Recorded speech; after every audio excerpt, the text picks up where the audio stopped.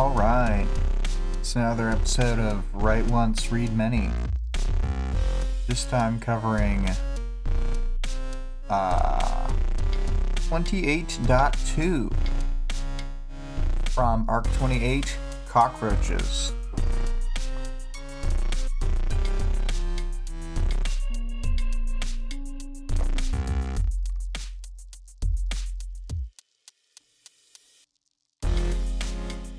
Oh, hello, Greg. Hello, Vic.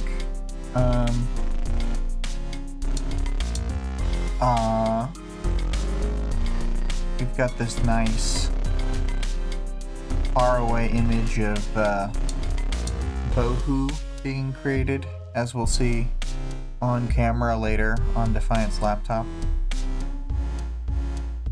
Oh! And Vic hit us with the classic Bohu D's nuts. These nuts. We don't even get a D's.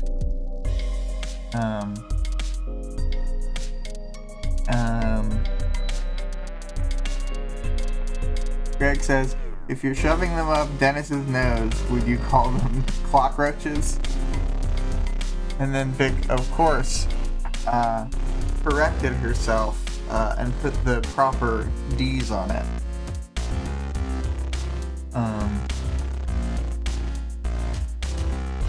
Yeah, let's see here. So, as the reminder for the audience participation question, I came up with, if you could team up with a single Endbringer to fight Scion, which one would you choose?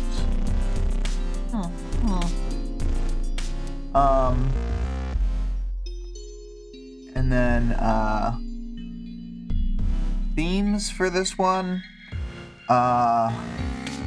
I don't know, just sort of the general cape collaboration that they always do, the sort of, coming up with ideas during a crisis. I don't have, like, succinct words for this one, but I really think that their cape collaboration, which is what I'm gonna call it, is like, something that we see over and over again, like them doing sort of strategy sessions. And a lot of decision by committee kind of conversations.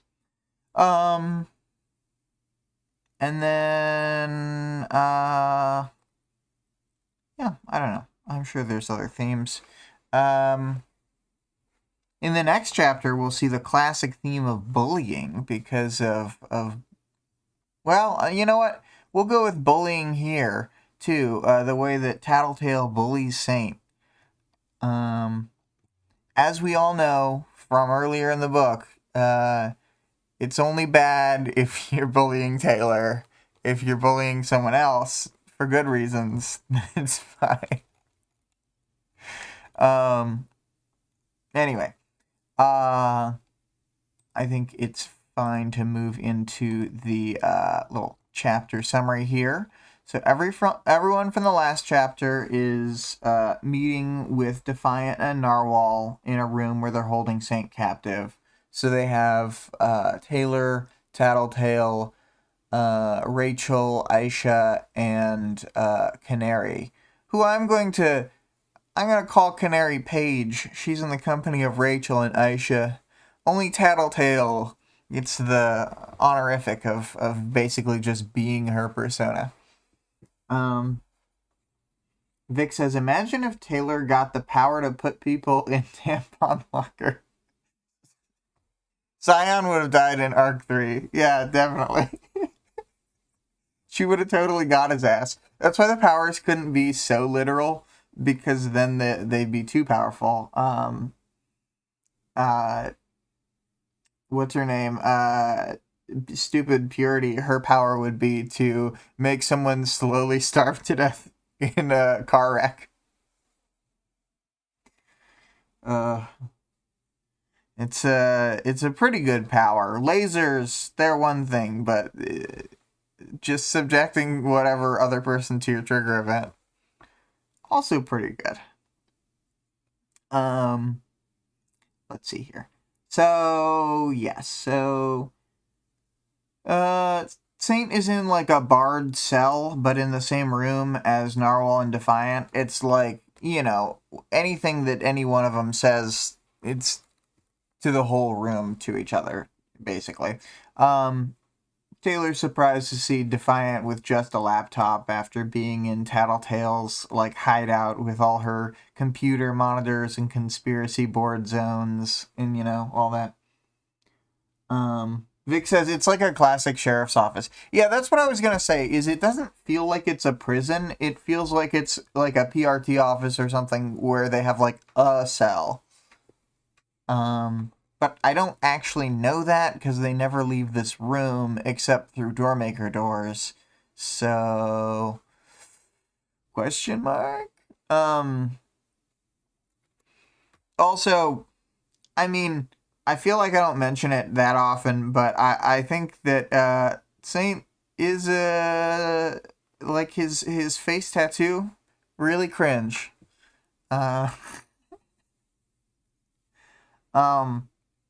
Anyway, so and Narwhal's also there just reading a book, a manual book, a standard hand-operated book. Although seemingly she can move the pages with tiny force fields, so who's to say that it's hand-operated? Defiant had wanted Tattletale to come here to talk to Saint and, you know, kind of convince him to help them revive / unlock Dragon. And, you know, Tattletale seems to think this is fun. She just says, awesome. And then Narwhal does some basic security checks. She wants to, like, have at least a patina of order. And then Imp's like, I love order. And she's joking around and she starts saying a lot. And I think that she's like making fun of Narwhal for being Canadian, but we never fully land the ship on that one. So she just gets told to stop. So the A thing doesn't end up going anywhere. But Tattletale proposes to Taylor, just briefly, that they split up the team and have the rest of them go do something else while she's talking to Saint. And Taylor's like, no, gut feeling says that we shouldn't split up. We should stick together and keep adding to our forces. She also thinks to herself that she'd be, like, too distracted by agonizing over what was happening to the others. So it's just better for not fucking up in the field to just keep building their crew. And then Narwhal goes down the list of people, and she knows Taylor, and she's even like, oh, I liked the last book recommendation. And it's like, whoa, she's reading Taylor's books. That's like Taylor's thing. And then she says, like, Tattletale. It says a little less warmly. And then she says Hellhound, which it's the first time we've heard that in a while. And we get a normal line from Rachel where she goes, bitch, my enemies call me Hellhound.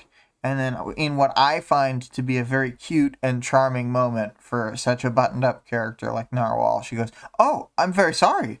And she seems to be very earnest about her apology. And then she doesn't know the other two. This is the confirmation that Aisha and Paige are uncostumed capes. But Taylor says, Imp and Canary. You know, Imp says that she's not worried about wearing a mask because it's the end of the world, but in addition to that, the way her power works, it seems like her wearing or not wearing a mask would be less important than for almost anybody. You know, having an always-on power. Anyway. So, Defiant explains who Canary is, and they think it's fine for Canary to be there, but Narwhal doesn't want her to talk while they're there, just on the chance that she could use her power on them to control someone. And then they sort of talk through how Dragon had tried to help Canary before her trial, and that she even had advocated for her after she was in the birdcage. And so Canary then, she says, I owe her then. And then Defiant's like, yep, probably. And then Saint's been watching them this whole time, and this is when she's like, well, are we double sure that Canary's fine? Okay. You can be here if you just stop talking, and Imp, as long as you stay away from the cell, then it should be fine. And this is when Tattletale tells her to stop with the A thing, because she's getting annoyed. So then, this is when Taylor thinks about how Narwhal's naked, and she's like, oh my god, I can't believe I can see her whole body. Taylor is not a perv like Amy, but Taylor's just a bit of a perv. A lot of these parahumans are real preverts, you see. And then, she's just thinking about her athletic body and stuff for a minute. And then she says that she was a little weirded out by her not wearing clothes, but is that what you're feeling?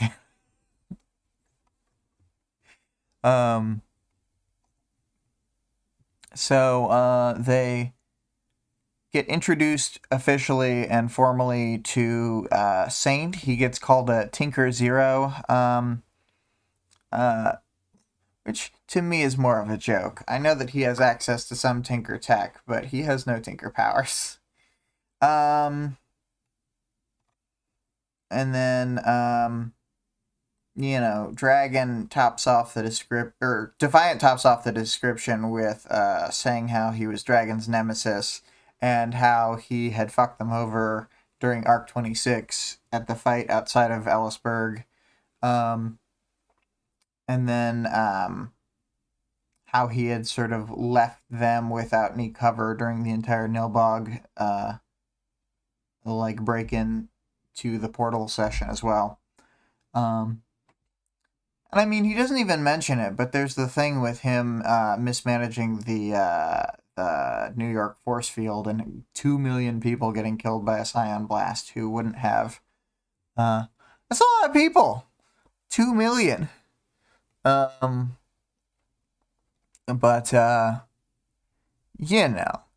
Saint's like, oh, what am I on trial here? And then, when Defiant's like, I'm just telling everyone here who they're dealing with, what kind of piece of shit? I don't know. And then he's like, well, I'm gonna tell you who I was dealing with. And then, Taylor thinks he means that Defiant is secretly Arms Master, and she's like, I know. And then he's like, I'm talking about Dragon. And then Taylor's like, I've always speculated that there was something more going on. Defiant says, tell them. And then Saints, he's getting ready. He's building it up big. He's smiling on the inside. He's like, I'm gonna totally get to say my piece. And then Tattletale goes, Dragon is a robot, a computer program. And then she totally steals his thunder. It's her favorite pastime, aside from revealing everything at the end of the Murder, She Wrote episode. These are her two favorite pastimes. And then, Imp is surprised, and Taylor's kind of surprised. Like, Taylor didn't know, but Rachel has no reaction, doesn't care at all. Taylor doesn't care enough about Paige to look and see what her reaction is. And then they, Tattletale sort of talks it through. She's like, Dragon's a Tinker-made AI, but you didn't make her. Whoever made her either isn't active or they're dead, or both. And then she says, like, all the restrictions have been the same restrictions that keep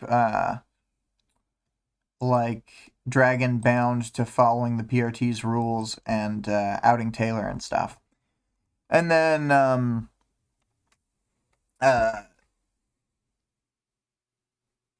Taylor's like, oh my god, I'm putting the pieces together. I'm the meme of that lady with the math equations behind her head. And then she's like, she really didn't have a choice. And then Defiant's like, yup, we were best friends, and then we started kissing on the lips. He doesn't say that second part. But Saint is like, friends, she's a machine! Ha ha ha, you fool! Any emotion is calculated to whatever. And it's like, yeah, but she's like an alien space computer, so she's not really on the same level as like a human computer. Anyway, and then Tattletale totally rags on him, saying that Saint's one of those guys who thinks that dogs can't feel true affection for their owners. And then this is, obviously calculated to turn Rachel against him.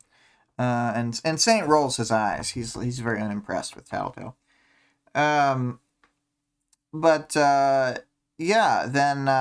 Tattletale finishes the story that Armsmaster / Defiant was needed to break Dragon free of many of her restrictions.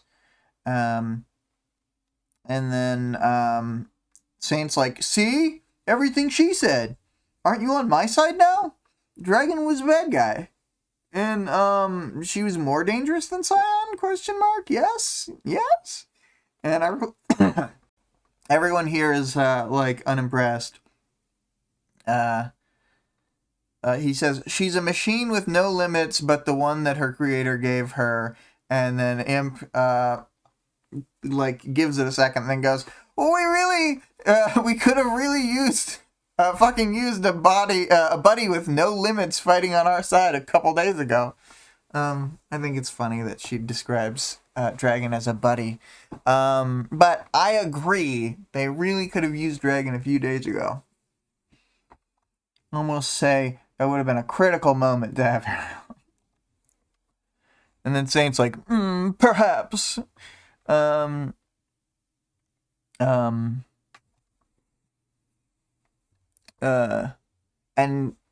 Saint's argument is that he thought that the world-ending event that they were all, that they didn't know what it was going to be, that they were all anticipating, to him, it was clearly Dragon taking control of all media and data worldwide. And then,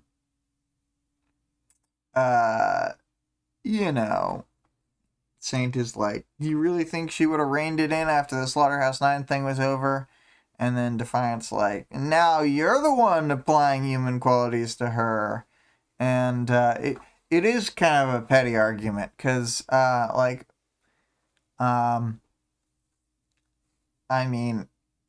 she's human enough. For Defiant to maybe, I don't know. It almost seems like this argument is you talking out of both sides of your mouth a little bit, Defiant. So anyway, Narwhal cuts it off. She's just like, stop all this. And then Tattletale jokes for a second that she's like, I'd say I was sorry to dish all the details, except I'm really not. I wanted to take the wind out of your sails there. And then she, talks about how no one's going to be on his side because he left all their friends to die in various situations. And he's like, petty. And Tattletale hits him with the hot for teacher burn, which normally, I gotta say, like, this is, I think that's a,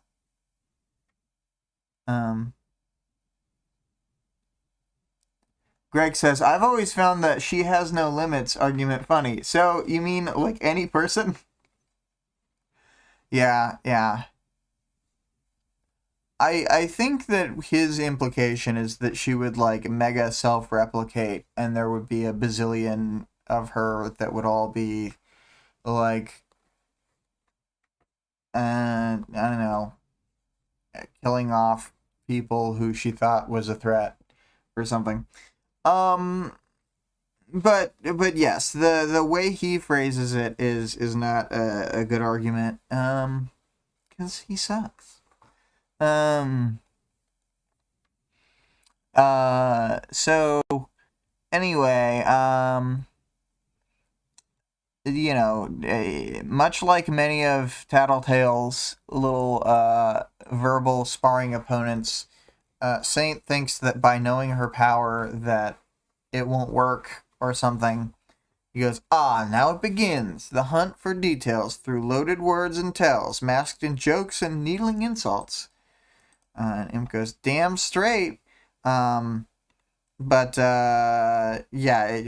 always just think that she won't be able to, like, get whatever info out of them. And she always does, typically, so.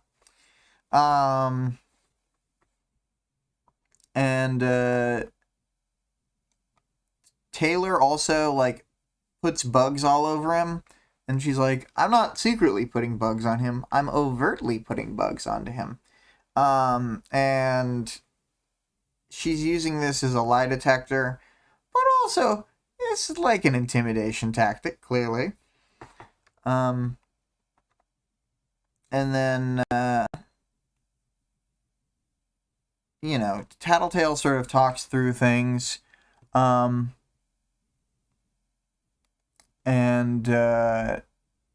At first, she's sort of talking around things as she always does. She's like, I guess we don't need to talk to you. We might as well lock you up and lose the key. And then Saint is saying that he can give them some information on Teacher, even though he doesn't have any current information. Defiant says to talk about it from the beginning. Then Saint basically tells us his whole backstory, how he was investigating Dragon, and one of Teacher's minions talked to him, and he, like, was able to talk to Teacher and get the ability to learn Dragon's code, and that they had sort of done this deal where, like, at first he was going to have had to pay 5% of whatever they took in with their, like, powers use or dragon, any Dragon Slayer's activities, I guess. And then they said no to this deal because Mags didn't think it sounded right. She didn't trust Teacher. And then Teacher said, well, I'll give it to you for free. And so they, like, super thought it was a trap now, but they still did it anyway. And then they said that he would teach everything that he learned to Mags, and then Mags would, check on everything to make sure that they weren't being set up. Obviously, this didn't work. Like, Tattletale keeps saying stuff like, just brilliant. Beck says, Lamau Saint. But it's like, there's no way we could fall for a trap. We were double checking things. And it's just like, I don't know. It's so obvious that he was gonna be able to outsmart them. I don't know. Like, teacher also sucks and is an idiot, but they it's just so funny. They're like, this obvious trap, and the deal got sweeter? Well, we'll have to double check. And then they, say how later on they cut contact with him because he had, started doing, like, villain shit. He had done the attack on the school and then the hit on the vice president. Like, I think that's all talked about earlier in the book when they're sort of talking about the crimes that got him into the birdcage. But then he's talking about how, like, oh man, we're dealing with, like, harder situations, and Dragon got smarter all of a sudden. And then Defiant, like, says it's May 9th, 2006, which was the day of her trigger event. And then everyone's shocked at that. And Taylor says, she had a trigger event? But she isn't human? Right. And Defiant says, I don't think it worked the same way it does in humans, but it did something. And, yeah, it's hard to know because, Dragon wouldn't have, like, a single place for there to be, like, a Corona Palencia or whatever.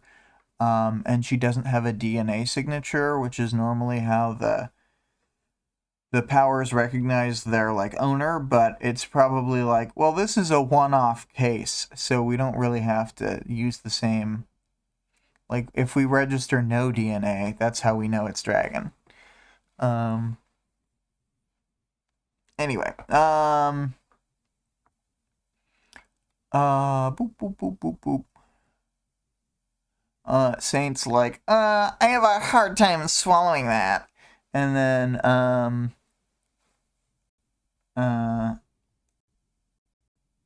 Vic says, Scion just saw her and thought she was really cool. I know she's a robot, but she needs powers. Yes. I like all these big man types like Scion and Saint to have silly voices. Somehow I have a hard time swallowing that. And then, but yes, Defiant's like, well, you couldn't beat her anymore. She was suddenly and inexplicably different than before. And then Saint's like, whatever. Anyway, moving on. And then he's talking about how she was at that point, Dragon was, joining the Protectorate, and accessing other Tinkers, creating a bunch of things like a containment foam and those grenade launchers they use and stuff. And then he's like, and so I went back to teacher. I knew that it was like, that it's not going to be a problem because we totally outsmarted teacher. He wanted a part of our profits, and then we didn't make any profits anymore. We gave away all our money to charity. And then Tattletale's like, you're such a fucking idiot. It's kind of really funny. He's just like, he keeps saying stuff and he's like, don't you see my side of things? And everyone's like, no.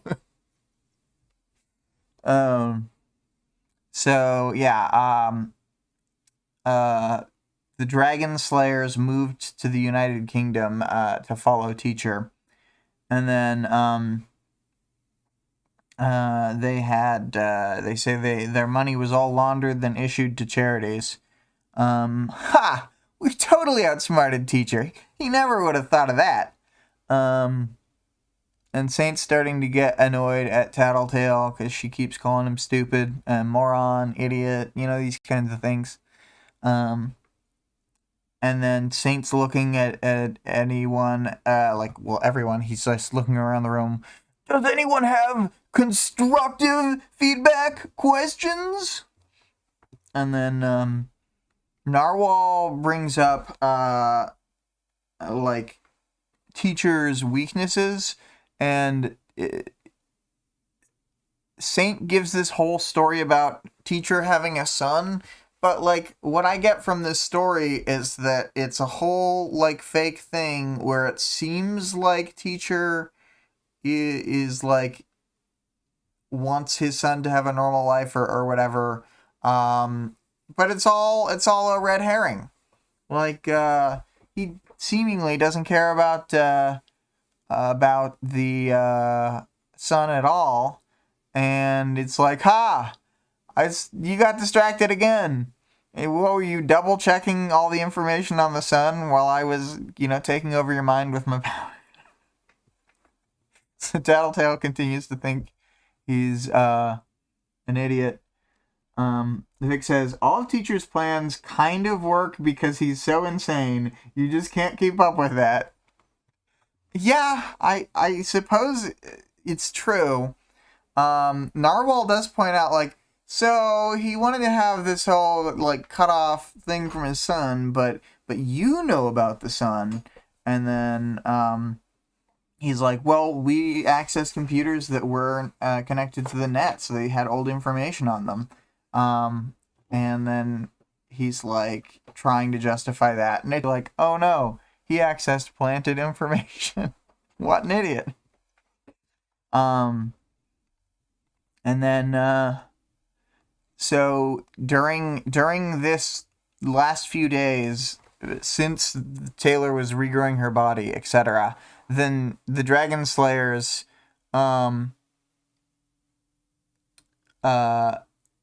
they had tried to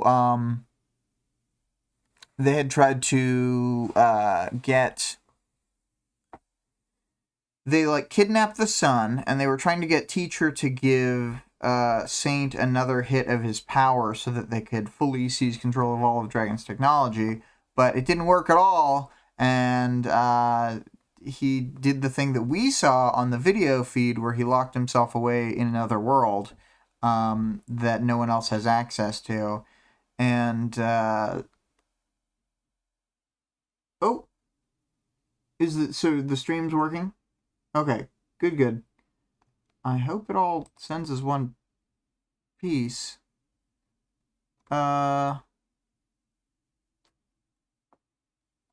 gonna keep going on real quick. Let me know if it seems like it's down again.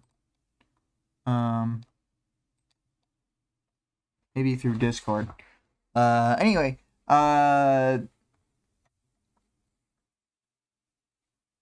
didn't even blip for Greg. Okay, well, that is good to know. Might not have been on my side necessarily.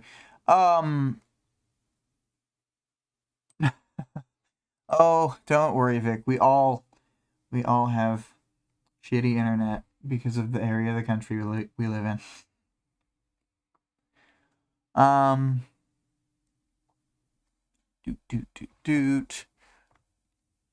So this is when Saint admits that he was stupid because they did get tricked. The sun wasn't actually a weakness. It was in fact a red herring. And then Tattletale's like, you're an addict as bad as any other, and you want a hit of his power. And then Saint's like, no, not me, no. And then Tattletale's like, well, it's not a drug, it's like an alien space power. And then he's like, you sound crazier than I do. And they keep hitting each other with some of my fave dialogue. Poor baby, she said. I genuinely feel sorry for you. You had no idea at all. And now you're being condescending. Oh, Saint.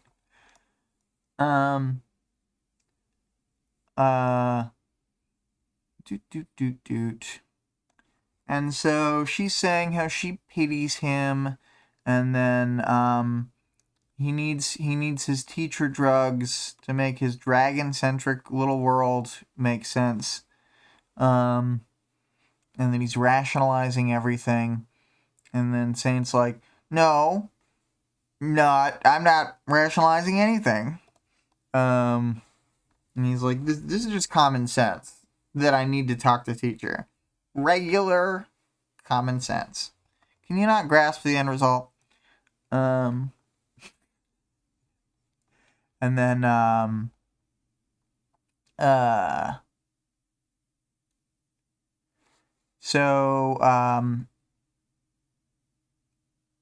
Tattletale's saying that he craves knowledge and stuff, and that he's been craving it from teacher, and that's how he's able to be used as a pawn.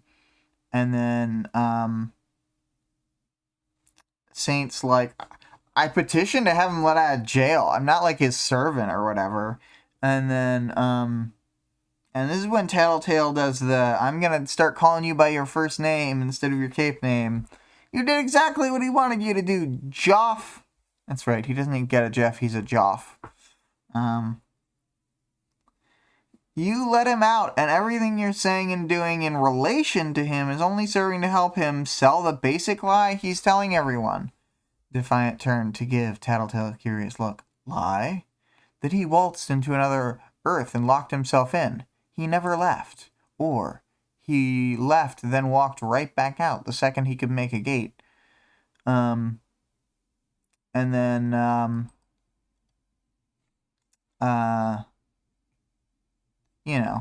Defiant's confused by this. He's like, where is he? And then Tattletale's like, I don't know. He's probably working on Dragon somewhere.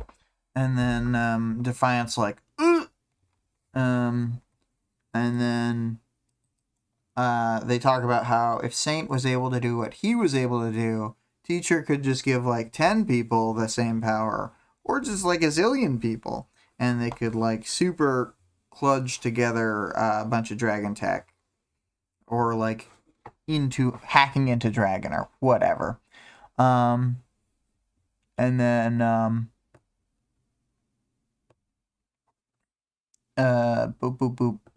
Defiant is going to investigate a thing. He's like, if I'm not back, if I don't talk to you in 5 minutes, assume I've been attacked.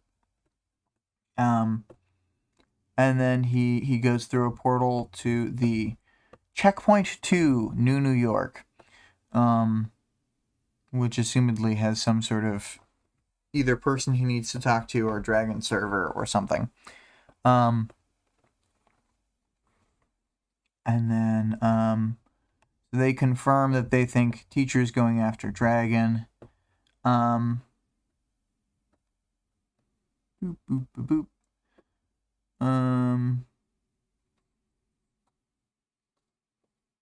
So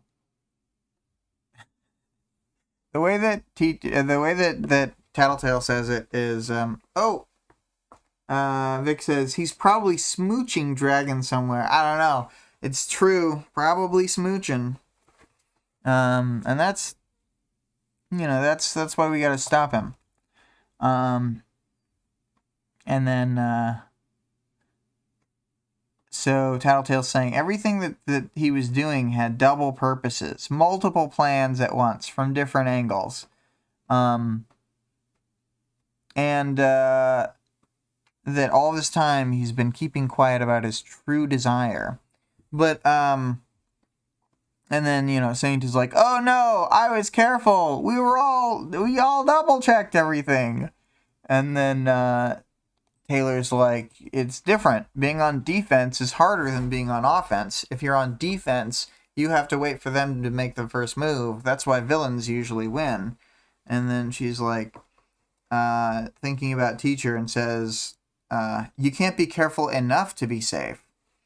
And then he's like, no, but listen, I double checked.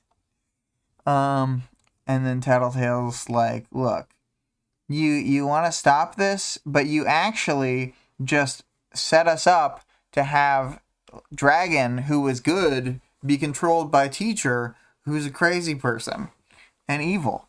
And then Saint's like, I'm just gonna set my jaw at this and not talk. And then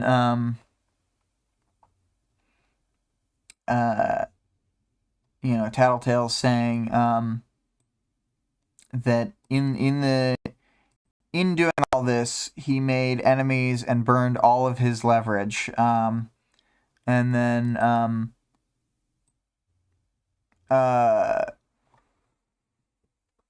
he doesn't say anything. And he I don't know who says this, but somebody says, oh, it must be Tattletale, says, no? Shit. Then I hope you can do something useful. And then Taylor tells him to let Dragon go. Imp whispers, unleash the dragon. And then he says that he can't release her, and Taylor starts to get pissed. And then Tattletale confirms that he can't do it, and that the way that her rotating encryption locks go, he only knows specific dates in the future, and the next date isn't going to be until September 20th, and I believe that the current month in story is July. It's either June or July, but either way, we don't have time to wait until September. And then they think about using the Number Man to possibly break the encryption. And then, Saint's like, that might work, but I think that Teacher having a bazillion tinkers is going to work first. Vic says, I wish this was what caused the end of the world. Saint helped create evil dragons. Saint would be like, aw, shucks. Yeah, you know what? That would be a totally other plausible, feasible end of the world, I think, within the setting that was built. The Scion Crisis could happen 15 years in the future, but this would be the first Omni Crisis.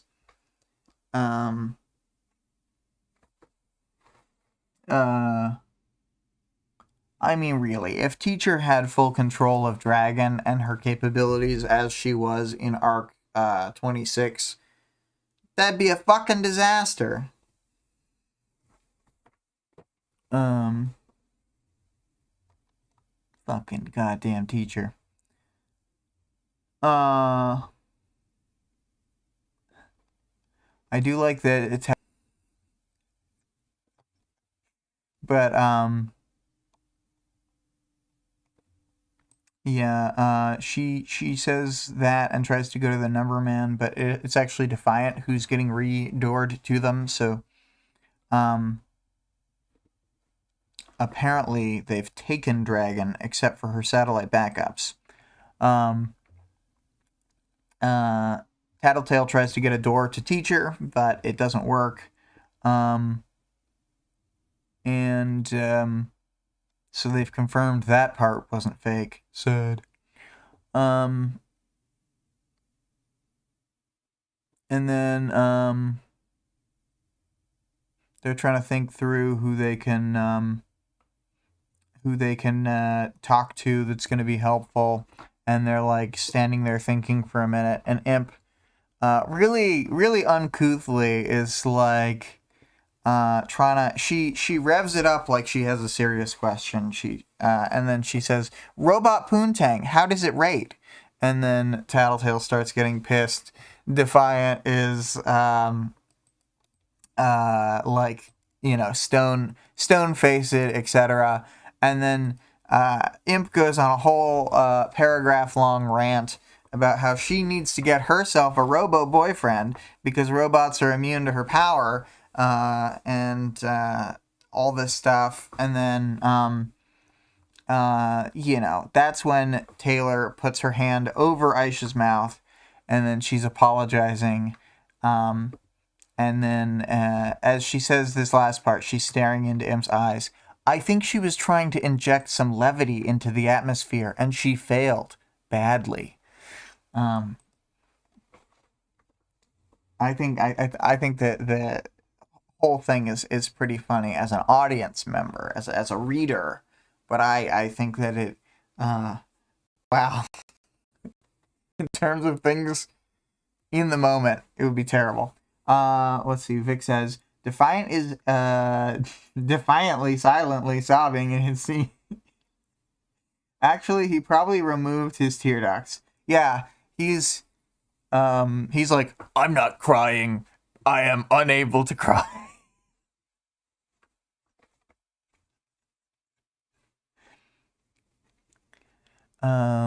Anyway, so it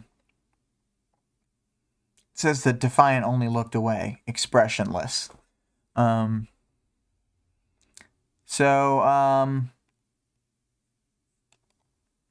they decide that they're going to try to pursue other threats while they think of ideas, because they don't have any ideas on how to deal with Teacher at the moment. And then Rachel speaks up for the first time in the chapter, going like, "Why? Why are we fighting Teacher on this?" And then Paige is like, "Well, we got to help Dragon." And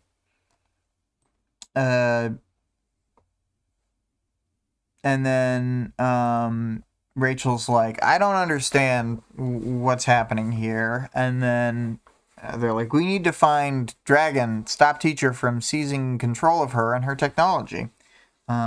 Why, though? Because he's a lunatic with a penchant for murdering heads of state. Does he want to end the world? No, probably not. Although I would asterisk that. I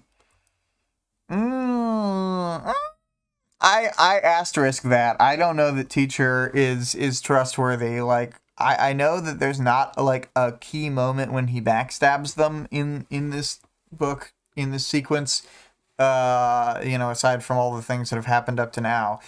But like, I feel like he was waiting for a key moment to backstab them anyway.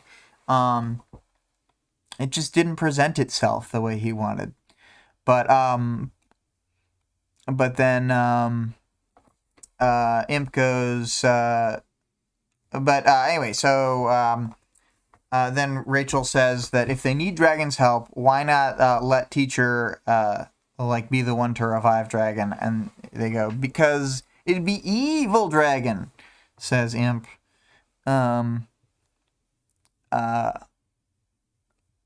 then Defiant is saying that Dragon is someone he cares about, his girlfriend. And then Taylor brings up, she's like, she was fair to me. There aren't many people I can name that have been fair or just. There's the Undersiders, my dad, some of the Chicago wards. If there was any way to help Dragon, I'd do it in a heartbeat. And then the Defiant is like, but you think she might be right.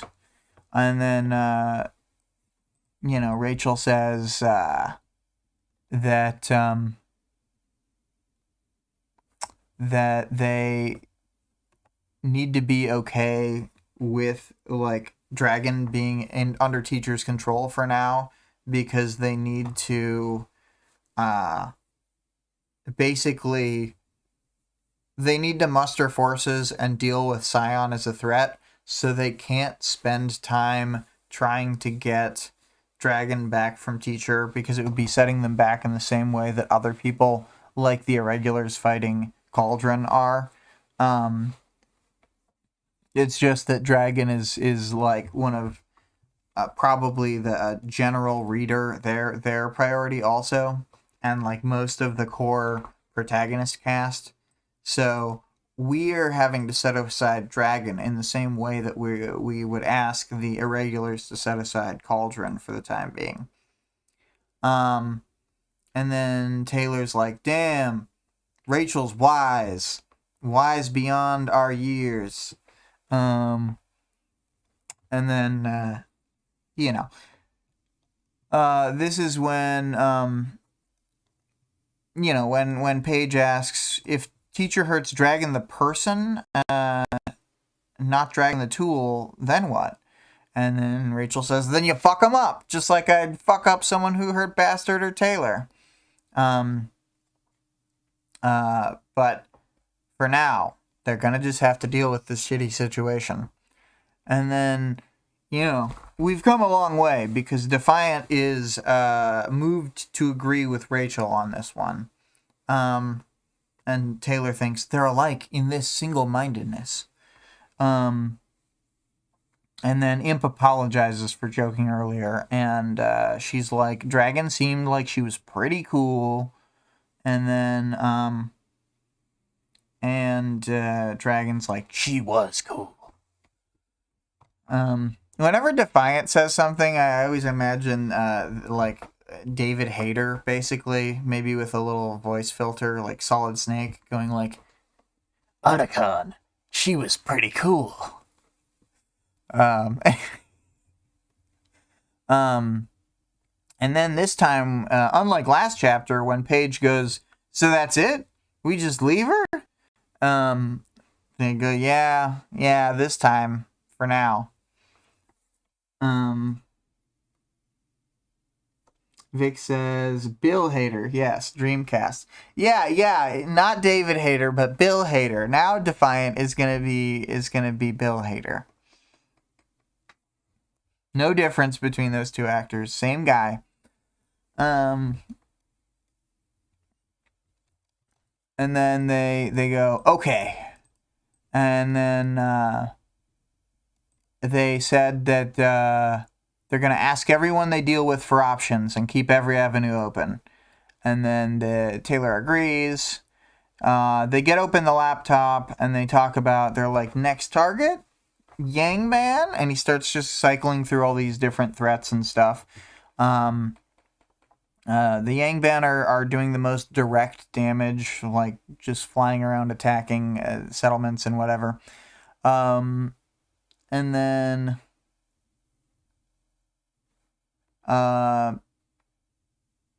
let's see here. Tattletale says, not them, not next. And then they don't have optimal systems because Dragon had been running even the servers and stuff that they had brought to the various new Earths. So it's, I guess the computer system's having problems. But anyway, they now have a television that has the windows on it. It says, I turned my eyes to the television. So I have to imagine that he's now projecting his stuff from the little laptop. And then there's this threat window that's got 1 billion tabs on it, and there's ones from different Earths and stuff. And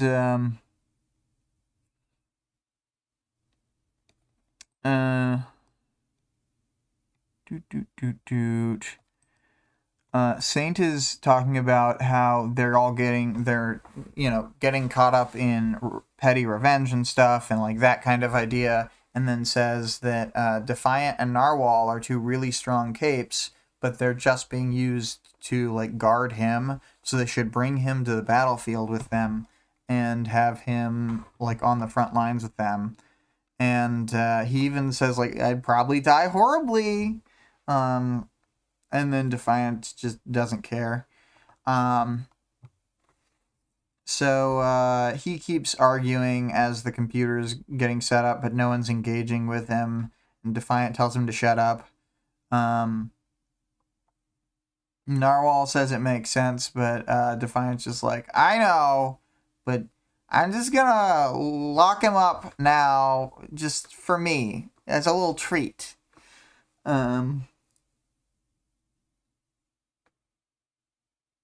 Saint calls himself a cape in this scene, and it's crazy. You ain't that. Well, he's not a parahuman, but I would argue that he's basically a cape.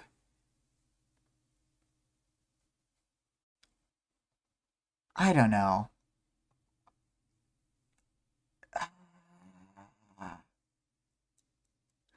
I know he sucks. He sucks. Vic says, I know, but he sucks. It feels offensive. Stolen valor.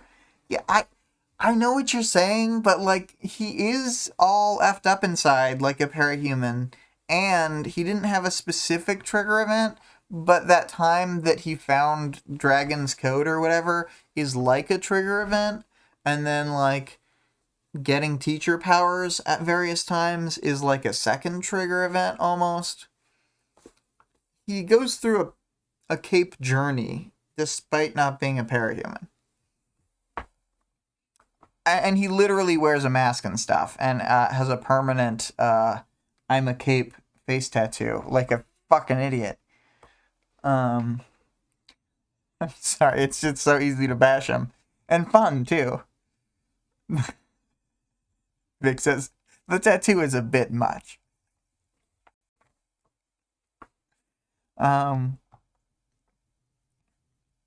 Anyway, so Imp jokes that given that Scion's ending the world, Saint's natural life isn't going to be that much longer. Defiant thinks it would be fun to let him stew in jail for just a few more days. He seems to have eye controls on his cursor, which is funny because we'll see that like a lot in Ward. Characters using eye cursors. And then the threats seem to be in priority order.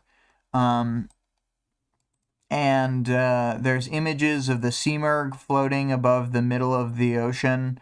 And then throughout the day, she hasn't moved. The different pictures of her are like at like wildly different times of day.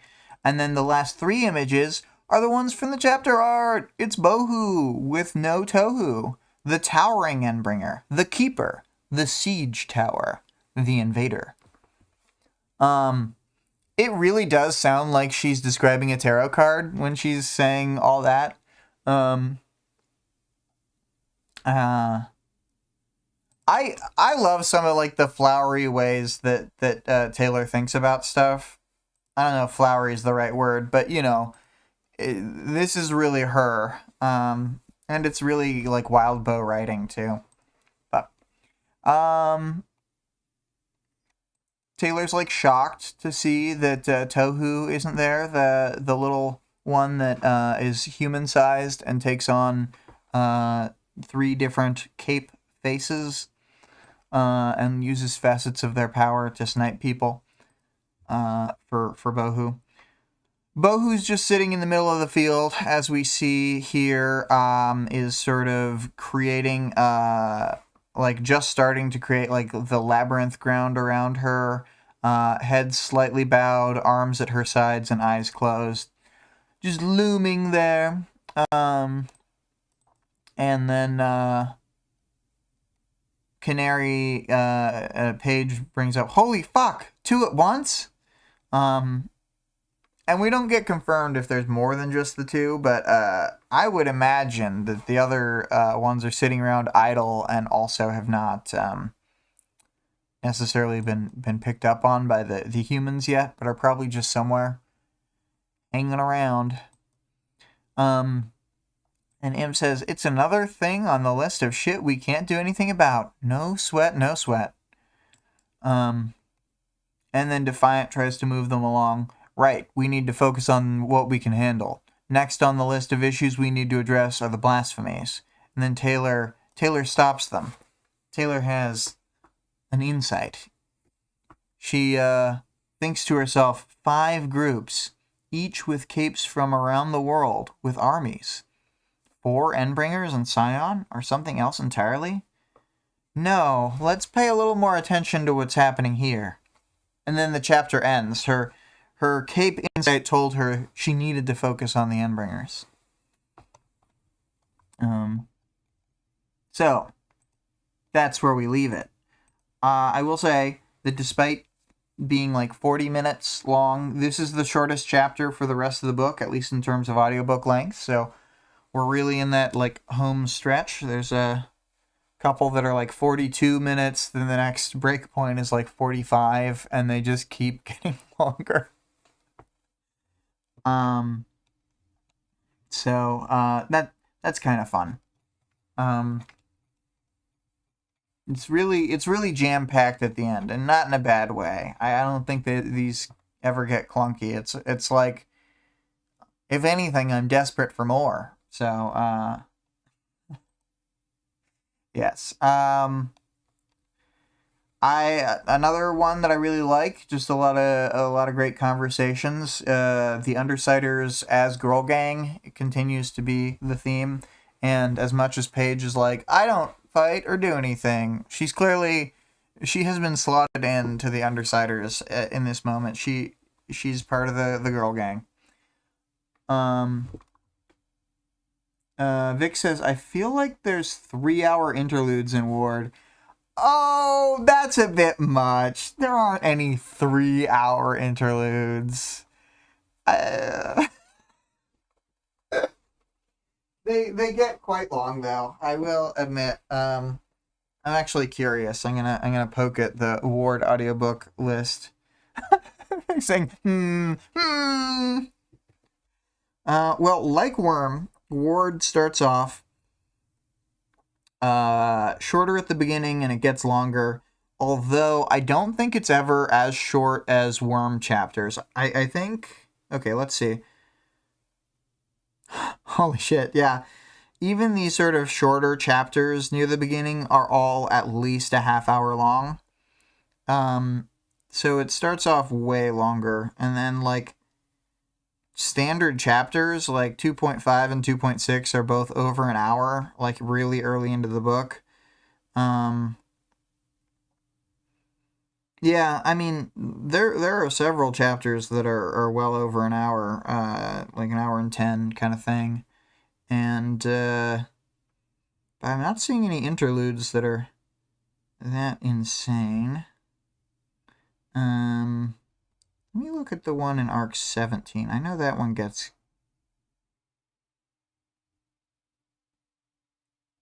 okay, so... yeah, some of the longest chapters are like just like an hour and 17 minutes is the longest one I can see.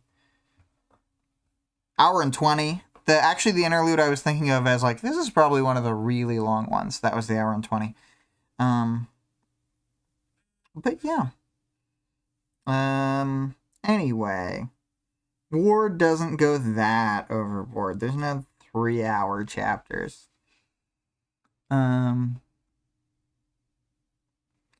And Vic says, I think there are like double interlude chapters, 1.5 hours each. Yeah, that is kind of a thing. It's like it's like the thing I was thinking of. There's an hour and 10 minute and an hour and 20 minute, I think. And there are like 4 that can be considered sort of a set, that I guess. Or no, I think it's only 2 chapters, but each chapter covers 2 characters. Anyway, enough talking about Ward and how great Ward is and how we all love it. Except apparently a lot of people don't for some reason. But enough talking about that. As far as arc stuff, this is like a whole like roll the Katamari up arc where every chapter we find new people who are going to be in our big crew. And we just keep rolling the Katamari, and each time it gets larger, then it can absorb larger objects. Yeah.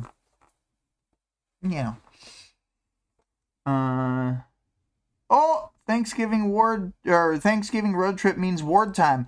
Finally, you're still reading Ward. We've been doing this cast for like years now. This stream thing, and you're still in Ward. Anyway, you're slow rolling it. You don't want to eat it all up at once. So, yeah, for the arc, yeah, I think this is a great roll up the team arc. Vic says, I'm chewing it 100 times per bite. Yeah. So, yeah, for the characters, we've got... I'll start with Rachel. She doesn't speak that much, but she has sort of an impactful moment. She has a good point of, like, they can't get sidetracked too much. They need to eyes on the prize. But it is sad that the compromise they need to make is Dragon. But she has the outsider perspective / wisdom that the others can't bring to the table. And Taylor's really impressed. She's like, she just thinks about things differently. She's not stupid. She's totally seeing what we can't see. So some good Rachel moments. Classic, we need the dog girl insight. And then, who next? Paige gets the next. She's the next least important. She is arguing directly for Dragon, and she is pleased to learn that Dragon was a big part of why she was released from the birdcage. So she sort of swears an oath to Dragon. Not in so many words, but, you know. And then we've got Narwhal. Narwhal has some funny moments. We learn that Narwhal's costume has slightly changed. She no longer has the straight horn out of her head, but now has a crescent curving horn, such that she doesn't have to constantly bow her head when indoors.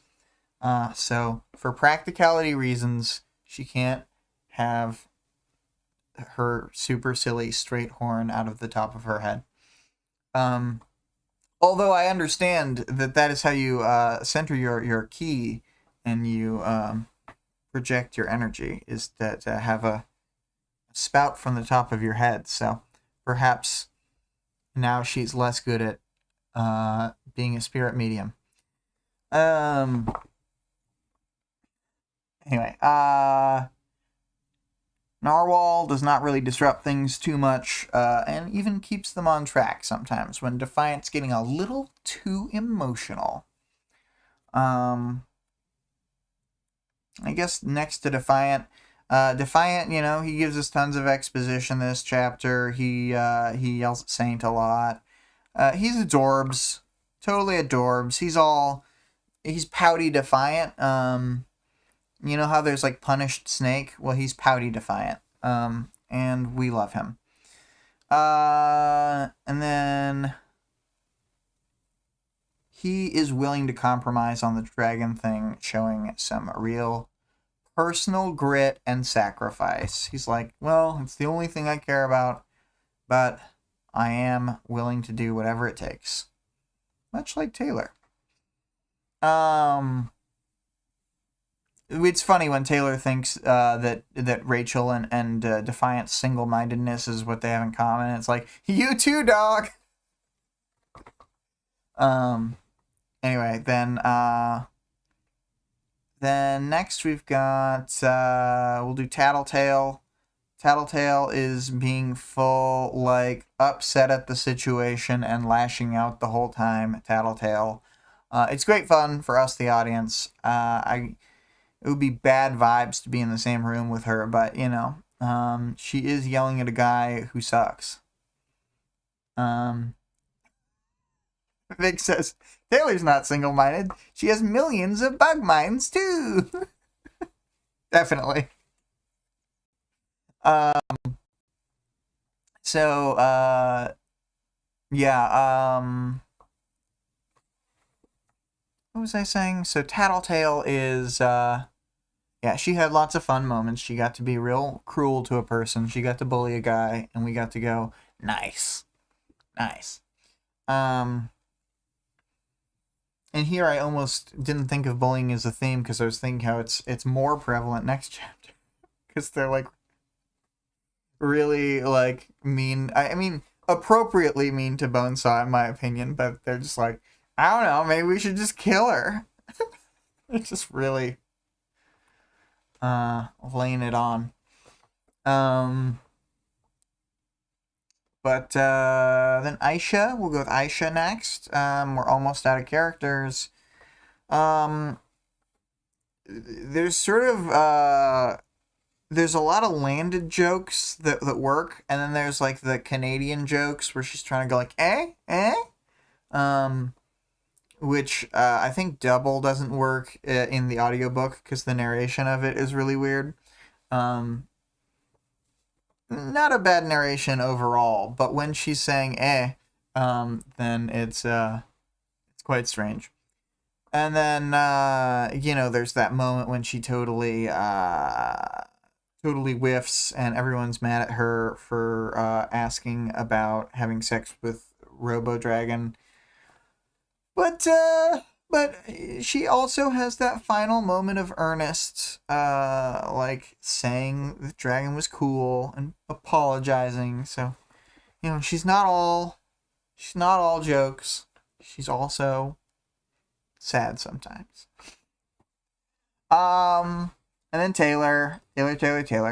She's still in her like overly calm mode of like, yeah, when everything's this bad, you just gotta take like 10 steps back and don't think about it too hard.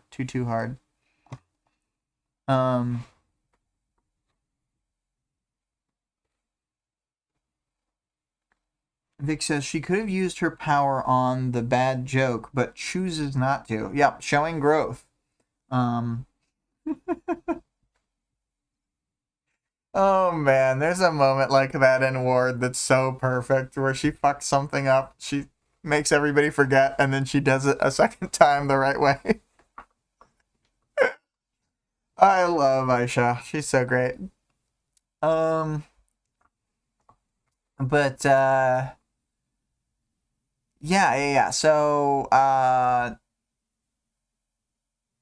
Taylor is thinking on, maybe this is a theme too, like large scale like problems and sometimes missing the small details. Like Saint says that's one of Teacher's weaknesses, and Taylor specifically thinks about like we need to like connect back to what caused Dinah's vision of these major blind spots. So she's thinking of the macro picture. Now that I'm saying it out loud, it's like churning in my mind. She's like even thinking we need to gain these we need to sort of leverage these massive pieces of power. And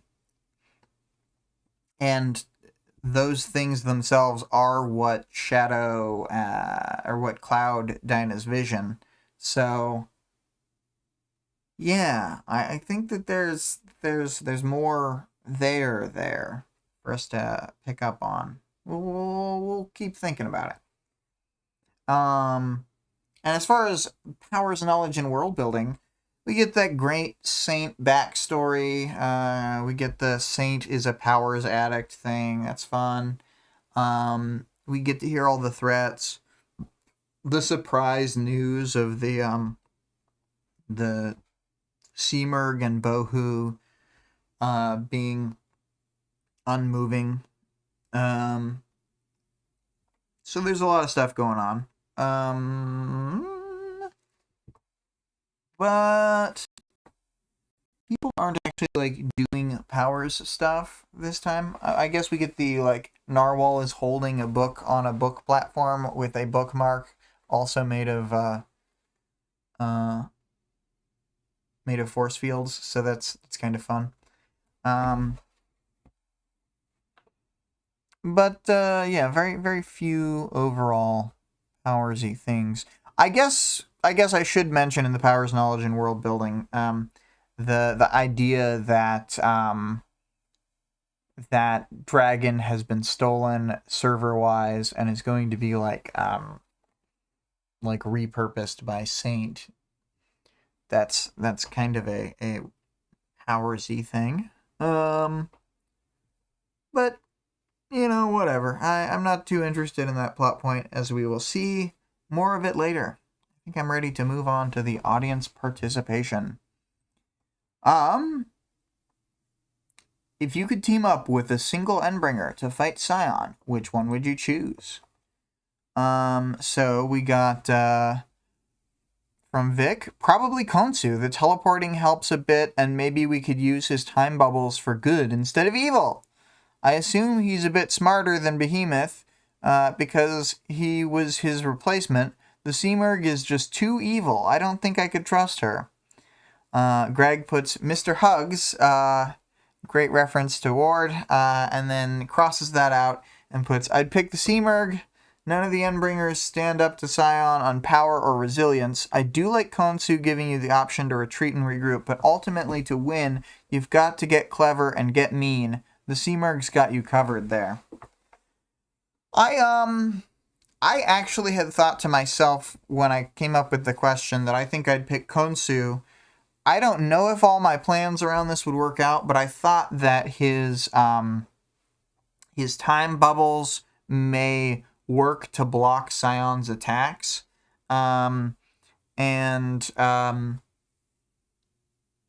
It's possible. It seems as though breaking out of, like, as much as it says it's, like, effortless, if we're trying to burn through Scion's, like, time, like, his power supply, then locking him on, like, a time thing and him needing to, like, use power to escape from that would probably drain his batteries a bit. That's kind of what I was thinking. But I think Greg's got a good pick, too, because the Seamerg can also do Tinker stuff, so it can kind of put that going. Vic says, Bohu would be really helpful, Tohu would be really helpful to the tiny one. If the tiny one could pick could pick Scion, then that would be, like, incredible. Well, yeah, Greg says Mr. Hugs does Tinker stuff too. And I was definitely thinking that. I was thinking that, like, if I could trade up, let's say Mr. Hugs and his companions from the same sort of cycle, if I could pick them, because they're actually, like, individually a lot weaker than Endbringers, I would pick them as a unit, though, because one of the other ones has, like an emotional devastation power, basically, that I think would be very effective on Scion.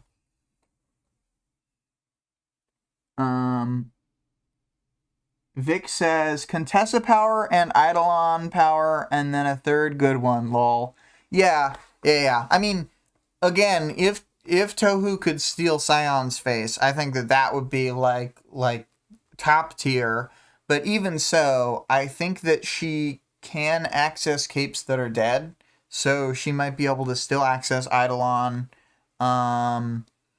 and she could probably access some of the weird, like, Case 53 powers that, like, would be incredibly powerful, but they, like, you know, like, half destroy you because they don't have anything to latch on to. You know, the Case 53s that are, like, super, super, super far down their weirdness journey. Like the guy who had the phantom limbs guy, you know? So yeah, Tohu kind of makes sense. Yeah, I wish I could have anything to say for my boy Leviathan, but we've seen Leviathan go one-on-one with Scion in Arc 8, and it did not go well. I was thinking that, like, from my perspective, Khonsu was one of the ones who could, with intentional movement stuff, do some of the least collateral damage to the other capes and be the most, like, sort of in sync with them, and like we had said, perhaps, like, teleport away. And the fact is that unless Scion completely defeats him, he can teleport away, use his time power on himself to full regenerate way faster than any of the other ones. So, like, there's a lot of advantages. But the Seamerg is a good choice for pure crafty evilness. My main concern is Vic's main concern, that the Seamerg is just too evil. Like, I just don't see the other ones as being nearly as evil as this. Like, they kill people and stuff, but, you know, she's bad news. Anyway, so, yeah, Vic says she's way more vindictive. Yeah, she's got, like, the closest thing to, like, an evil human personality. I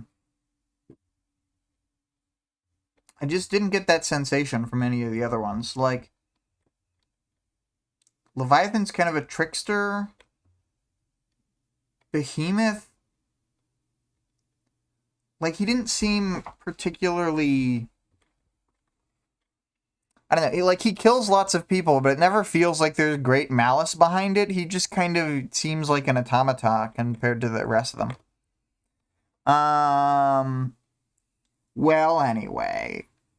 The next question shall be, for 28.3, following Narwhal's idea to first strike and pick off an Endbringer that's sitting still out in the open, which do you target first? This is just going to be in, like, a world where you have a free shot at, like, any of them. Also, somehow Behemoth is alive so that you can count him in the running, if you so choose.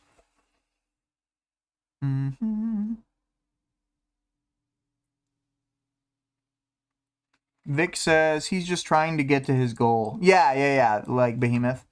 And then, Konsu, hard to get a read off of.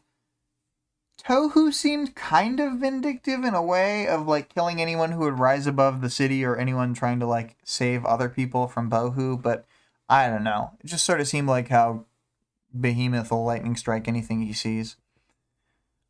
But yes, with that question asked, for the next thingy, I am going to start up the old outro music. How long is the speed draw? Maybe I'll... 3.5 minutes. Let's skip a little bit into the speed draw, and then we can run it. So yeah, that's another episode, and amazingly, this one didn't drop this time. Incredible stuff. The episode music was Extinction by ScarlettXOX. You can find her at twitch.tv/Scarlett_Rogue. Vic says about this was me trying to conceptualize a head that long. Yeah. And I noticed that, like, the way you drew her initially seemed super different than the way she ends up. So, like, yeah. 5x taller than it is wide. Yeah, she's stretched out like a long man. Korean candy or whatever. Maybe it was a Japanese candy? Either way. So, aside from the music, our Discord server can be found, server link can be found in the stream description and the channel description. The author of the work being discussed can be supported on Patreon at patreon.com/wildbow. The full text of the work is available for free online at parahumans.wordpress.com, and the fan-made audiobook of the entire work is also free at audioworm.rain-online.org. But you can really find it on, like, any podcast stream, like, platform, or like Spotify or whatever, or YouTube. So again, do as you will.